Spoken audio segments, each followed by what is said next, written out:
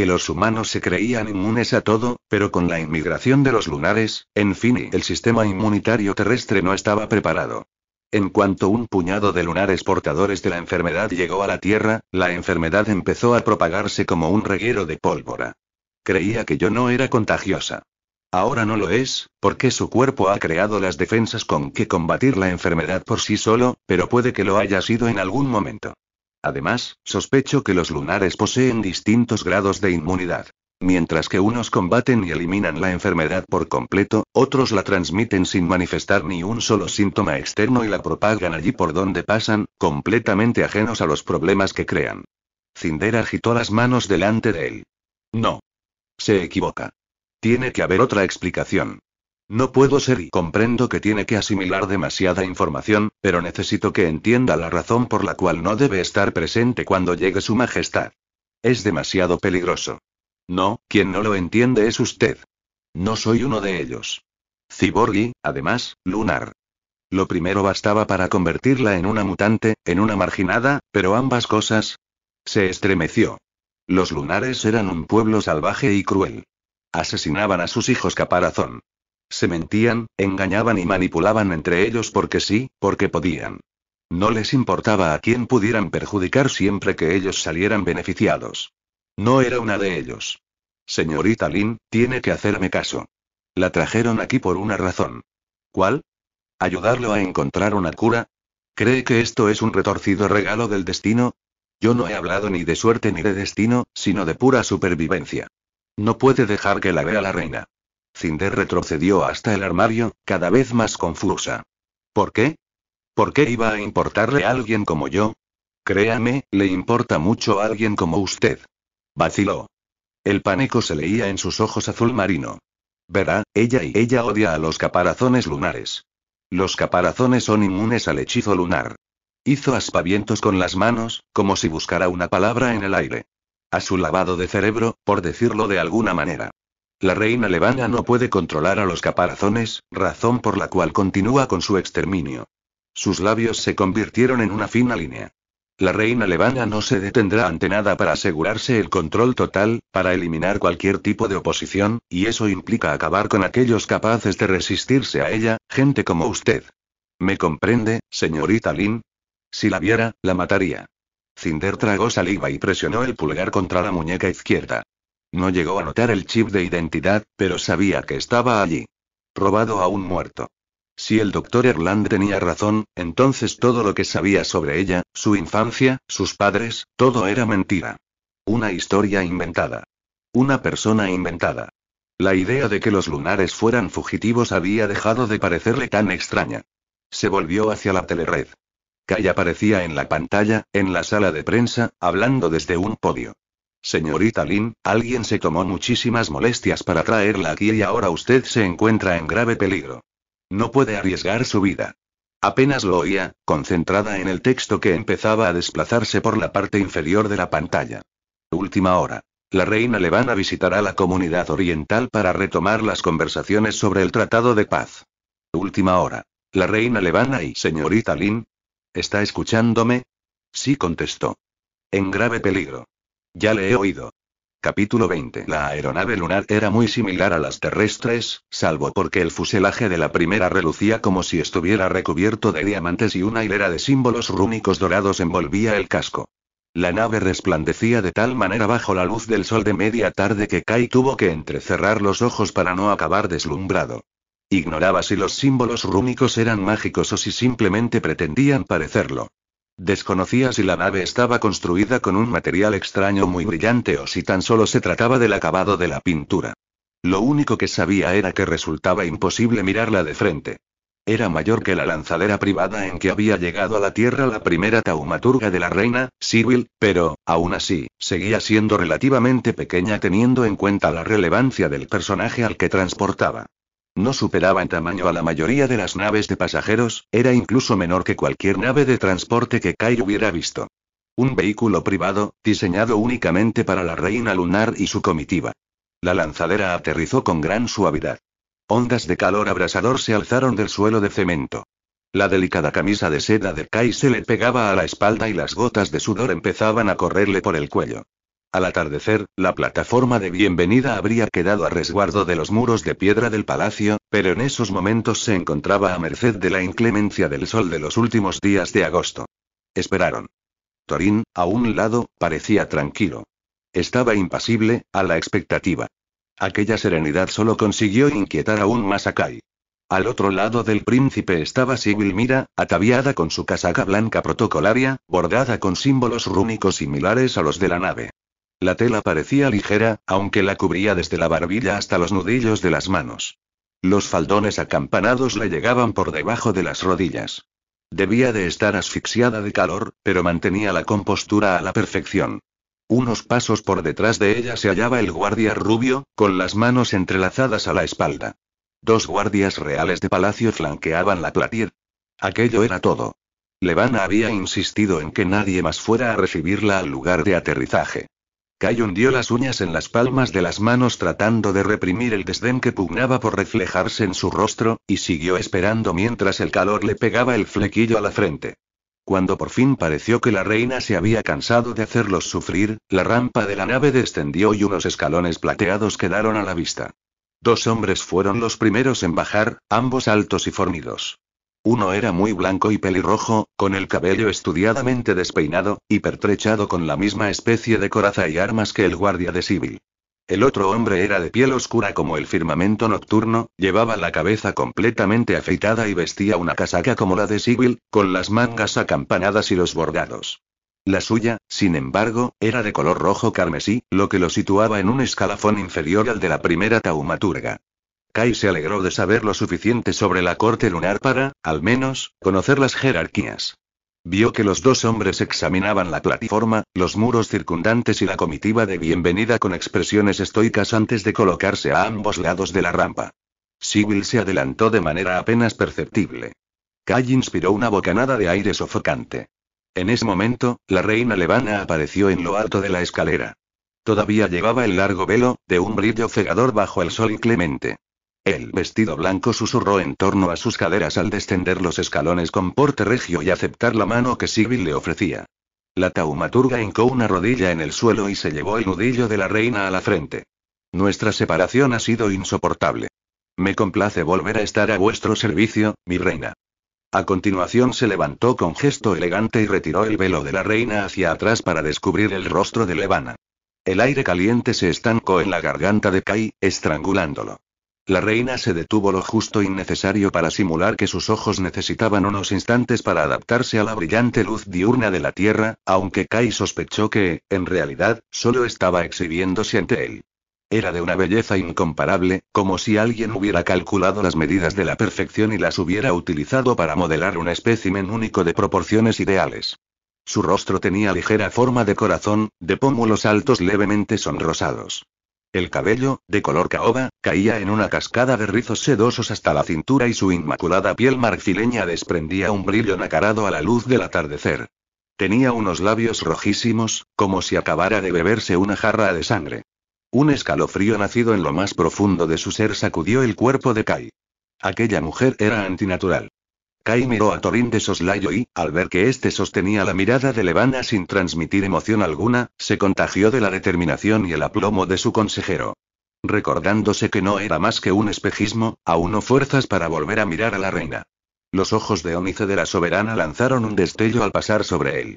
Su Majestad, dijo Kai, cerrando el puño y llevándoselo al corazón, es para mí un gran honor daros la bienvenida a mi país y a mi planeta. Los labios de la reina se curvaron.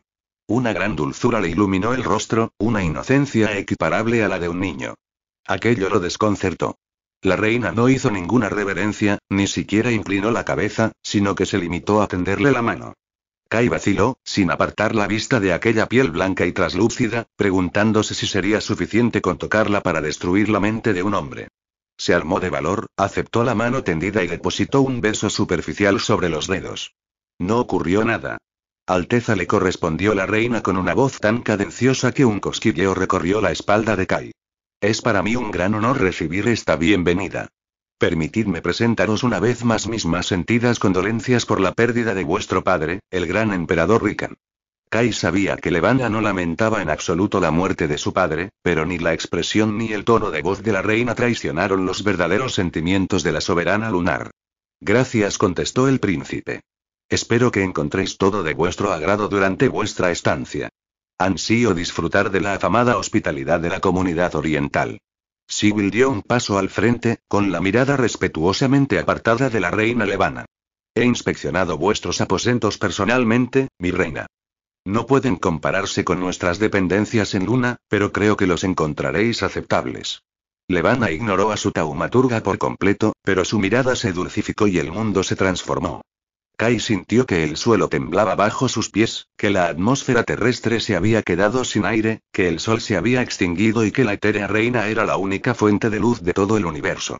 Las lágrimas pugnaban por acudir a sus ojos. La amaba. La necesitaba. Haría cualquier cosa para complacerla. Hundió las uñas en las palmas de las manos con todas sus fuerzas, a punto de gritar de dolor, pero funcionó. Venció el control que la reina pretendía ejercer sobre él y solo quedó la mujer hermosa, no la adoración desesperada que de pronto había sentido por ella. Kai sabía que la reina era muy consciente del efecto que había tenido en él al ver cómo intentaba controlar su agitada respiración, y aunque esperaba toparse con una mirada fría y altanera, en sus ojos negros no se leía nada. Nada de nada. Si tenéis la bondad de seguirme, dijo el príncipe con voz ligeramente ronca, os acompañaré a vuestros aposentos. No será necesario, aseguró Sibyl. Conozco bastante bien el ala de invitados y yo misma puedo conducir hasta allí a su majestad. Desearíamos disponer de un momento para hablar en privado. Por descontado, contestó Kai, esperando que su expresión no revelara la satisfacción que aquella decisión le producía. Sibyl abrió la marcha, seguida del segundo taumaturgo y de los dos guardias. No se molestaron en dirigir ni una sola mirada al príncipe o a su consejero cuando pasaron junto a ellos, pero Kai no dudaba de que le hubieran partido el cuello ante el más mínimo movimiento sospechoso. Respiró con gran alivio en cuanto se hubieron ido, sin poder evitar un escalofrío. ¿Has sentido eso?, preguntó, con un hilo de voz. Por supuesto, contestó Thorin. Estaba vuelto hacia la nave, pero a juzgar por la verdadera atención que le prestaba, podría haber estado contemplando Marte. Habéis opuesto resistencia con gran valentía, Alteza. Sé que no ha sido sencillo. Kai se retiró el pelo de la frente para que le diera un poco el aire, por poco que fuera, pero no corría la menor brisa. No ha sido tan difícil. Solo ha sido un instante. Sus miradas se encontraron. Una de las pocas ocasiones en que Kai vería verdadera lástima en aquellos ojos. Esto no ha hecho más que empezar. Libro tercero. No puedo permitir que vengas con nosotras porque no tienes que ponerte y no sabes bailar. Solo conseguirías avergonzarnos. Capítulo 21. Cinder se desplomó sobre su mesa de trabajo, agradecida de estar, por fin, lejos del agobiante apartamento.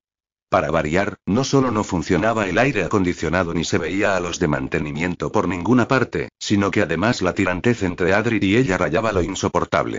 Habían estado tratando de evitarse desde que había salido del laboratorio y vuelto a casa, un par de días atrás. Adri había intentado dejarle muy claro que estaba por encima de ella y le había ordenado que desfragmentara el ordenador central del apartamento y actualizara todo el software que ya ni siquiera utilizaban, persiguiéndola a todas horas, como si se avergonzara de lo que le había hecho. Aunque era probable que aquello último no fueran más que imaginaciones de Cinder. Al menos Pearl no había estado allí en todo el día y solo había aparecido cuando Cinder e Ico estaban a punto de salir para ir a trabajar en el coche. Otro largo día. Otra noche hasta las tantas. Iba a tener que dedicarle a aquella tartana más tiempo del que había previsto. Tenía que sustituir todo el sistema de escape, lo que significaba fabricar una buena cantidad de piezas con sus propias manitas, lo cual a su vez implicaba un sinfín de dolores de cabeza. Tenía la sensación de que le iban a faltar horas de sueño si quería que estuviera en condiciones de pisar el asfalto la noche del baile. Suspiró. El baile. No se arrepentía de haber rechazado la invitación del príncipe, porque sabía lo estrepitosamente mal que habría acabado el asunto.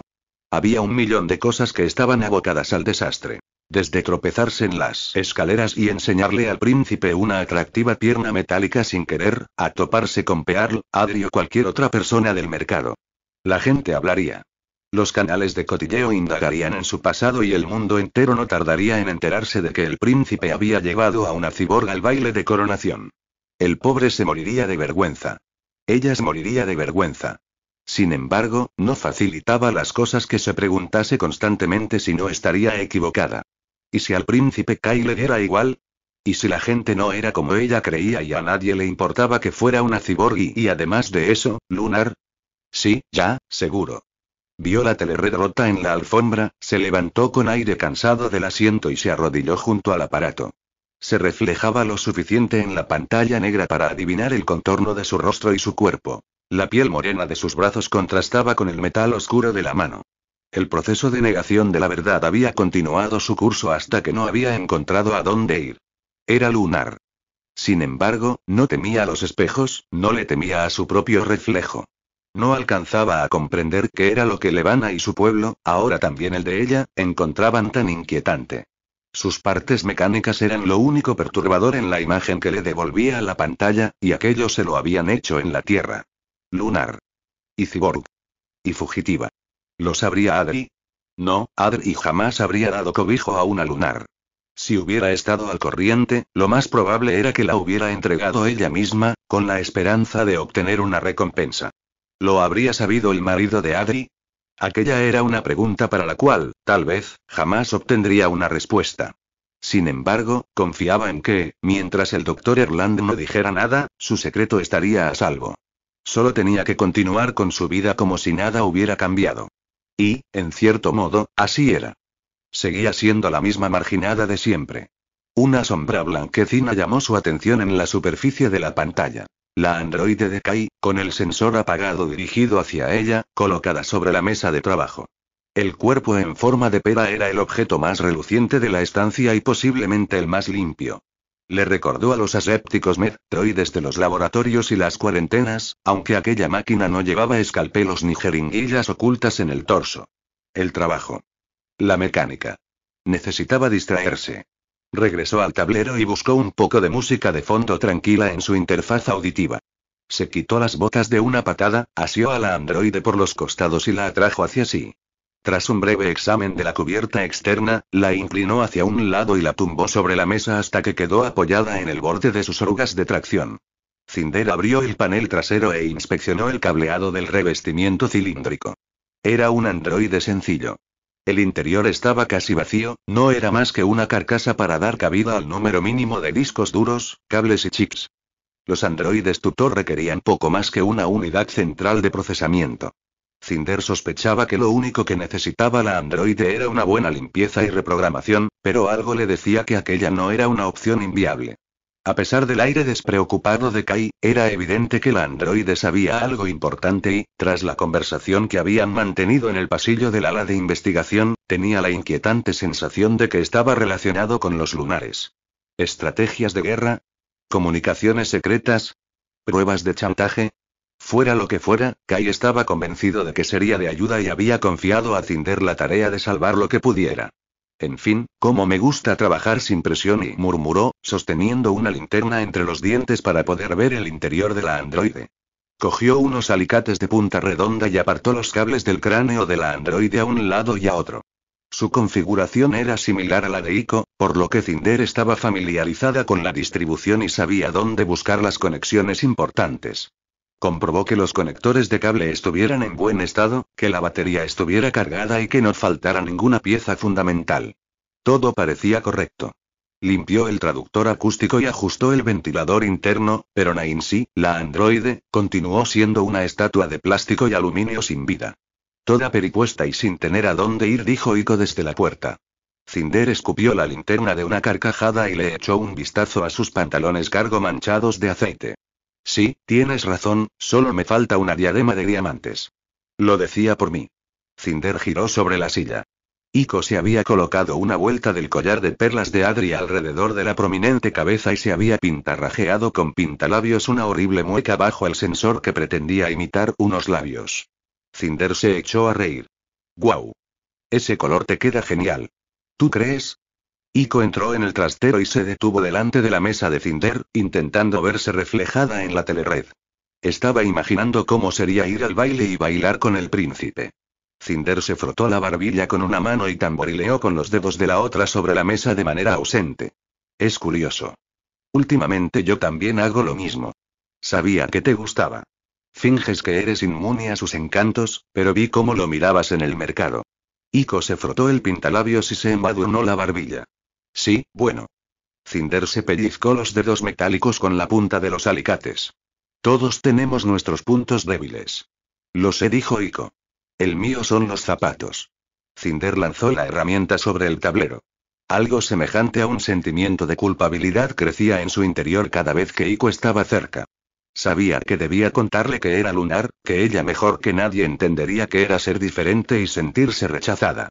Sin embargo, no sabía por qué, pero era incapaz de decirlo en voz alta. Por cierto, Iko, resulta que soy lunar. No te importa, ¿verdad? ¿Qué haces aquí abajo? Solo he venido a ver si necesitabas ayuda. Se supone que debería estar quitándoles el polvo a los respiraderos, pero Adri estaba en el baño. ¿Y? Que la he oído llorar. Cinder parpadeó. Oh. Y he empezado a sentirme inútil. Ya veo. Iko no era una androide de servicio normal, pero conservaba una característica común a todos los robots de su clase. La inutilidad era lo peor que podía ocurrirles. Bueno, en fin, claro que puedes ayudar, dijo Cinder, frotándose las manos. Pero será mejor que Adri no te pille con esas perlas. Iko se quitó inmediatamente el collar con los dedos articulados y Cinder se fijó en que también llevaba la cinta que Peony le había regalado. Se puso tensa de inmediato, como si se hubiera pinchado con algo. ¿Y si iluminamos esto un poco? La luz del sensor azul aumentó de intensidad y enfocó el interior de Nancy. Cinder sonrió levemente. ¿Crees que podría tener un virus? Preguntó Cinder. Tal vez el atractivo del príncipe Kai fue demasiado para su programación. Cinder hizo una mueca de contrariedad. ¿Podríamos dejar de hablar del príncipe? No creo que eso sea posible. Al fin y al cabo estás reparando su androide. Piensa en todo lo que sabe, lo que ha visto y sus palabras acabaron atropellándose. ¿Crees que lo ha visto desnudo? Oh, por todos los cielos. Cinder se quitó los guantes de un tirón y los arrojó sobre la mesa. No estás siendo de mucha ayuda. Solo intentaba darte conversación. Pues para. Cinder cruzó los brazos sobre el pecho, apartó la silla de la mesa de trabajo y descansó las piernas encima del tablero. Tiene que ser un problema de software. Se le escapó un bufido. Los problemas de software normalmente acababan con una reinstalación, pero eso convertiría a la androide en una tabla rasa. No sabía si a Kai le preocupaba el chip de personalidad de la androide, la cual se habría vuelto bastante compleja después de 20 años de servicio, pero sí sabía que le preocupaba algo que contenía el disco duro y no quería arriesgarse a borrar lo que fuera que contuviese. El único modo de averiguar qué le ocurría y si era necesaria una reinicialización era comprobando los diagnósticos internos de la androide, pero para eso tendría que conectarse a ella. Cinder odiaba conectarse. Siempre había considerado demasiado arriesgado conectar sus cables a un objeto extraño. Temía que su software pudiera quedar invalidado si cometía el más mínimo error. Se reprendió por tener tantos remilgos y alargó una mano hacia el panel que tenía en la nuca. Introdujo la uña en el pequeño cierre y lo abrió. ¿Qué es eso? Preguntó la androide. Cinder miró atentamente el dedo extendido de Iko. ¿Qué es qué? Ese chip. Cinder bajó los pies al suelo y se inclinó hacia adelante. Aguzó la vista para mirar en el interior de la androide, donde vio una hilera de chips diminutos formando fila como soldados a lo largo de la parte inferior del panel de control. Había un total de 20 clavijas, pero solo 13 estaban ocupadas. Los fabricantes siempre dejaban espacio de sobra para componentes opcionales y actualizaciones. A Iko le había llamado la atención el 13º chip, y con razón. Era distinto de los demás. Estaba conectado a suficiente distancia del resto para pasar fácilmente desapercibido durante una revisión rutinaria, pero cuando Cinder dirigió el haz de luz hacia él, relució como la plata brulida. Cinder cerró el panel trasero de su cabeza e hizo aparecer en su retina el plano digital del modelo de la androide. Según el dibujo original del fabricante, aquel modelo solo venía con 12 chips. En cualquier caso, tampoco era nada extraño que, después de 20 años, a la androide se le hubiera añadido algún complemento. Aún así, aquella era la primera vez que Cinder veía un chip de aquellas características. Apretó con una uña el botón de bloqueo y sujetó el borde del chip plateado con los alicates. Se separó de la clavija como si estuviera untado de aceite. Cinder lo alzó para examinarlo más de cerca. Salvo por el acabado perlado y reluciente, parecía un chip como otro cualquiera. Le dio la vuelta y vio las letras DCOM grabadas en el reverso. Ah, ¿sí? Bajó el brazo. ¿Qué es? Preguntó Iko. Un chip de comunicación directa. Cinder frunció el ceño. Casi todas las comunicaciones se realizaban a través de la red. Aquellas que la evitaban por completo estaban prácticamente obsoletas, puesto que se trataba de conexiones lentas, con cierta tendencia a interrumpirse. Imaginó que habría gente paranoica que encontraría en las comms directas la respuesta a sus necesidades, ya que éstas proporcionaban una intimidad absoluta, pero aún así utilizarían un visor o una telered, un aparato diseñado para ello. Utilizar un androide en uno de los extremos de la conexión no tenía demasiado sentido. La luz de Iko se atenuó. Mi base de datos me informa de que los androides no vienen equipados con comunicación directa desde 89 TE, lo que explicaría por qué no funcionaba con su programación. Cinder le tendió el chip a Iko. ¿Puedes hacerle un análisis de materiales para ver de qué está hecho? Iko retrocedió. Ni lo sueñes. Tener una avería no está en mi lista de tareas de hoy. Aunque no creo que fuera eso lo que ha hecho que dejara de funcionar. El sistema se habría limitado a rechazarlo y ya está, ¿no? Cinder volvía el chip de uno y otro lado, fascinada por el modo en que la luz de Iko se reflejaba en la superficie. Salvo que la androide intentara enviar información a través de la conexión directa. Eso podría haber colapsado el ancho de banda. Cinder se levantó y cruzó el almacén en dirección a la telered. A pesar de que el marco estaba hecho añicos, la pantalla y los controles parecían intactos. Introdujo el chip y apretó el botón de encendido, aunque tuvo que presionar con más fuerza de la habitual hasta que una pálida luz verde se encendió junto al lector y la pantalla lanzó un intenso destello azulado. Una espiral en una de las esquinas les informó de que estaba leyendo el nuevo chip. Cinder dejó de contener la respiración y se sentó sobre los talones. Un segundo después, la espiral desapareció y la sustituyó un texto. Iniciando conexión directa con usuario desconocido. Por favor, espere. Iniciando conexión directa con usuario desconocido. Por favor, espere. Iniciando conexión directa con usuario desconocido. Por favor, espere. Y Cinder esperó. Y meneó el pie. Y esperó. Y tamborileó con los dedos sobre la rodilla. Y empezó a preguntarse si no estaría perdiendo el tiempo. Nunca había oído que un chip de comunicación directa interfiriera en el funcionamiento de ningún dispositivo, ni aunque la tecnología fuera de otra época.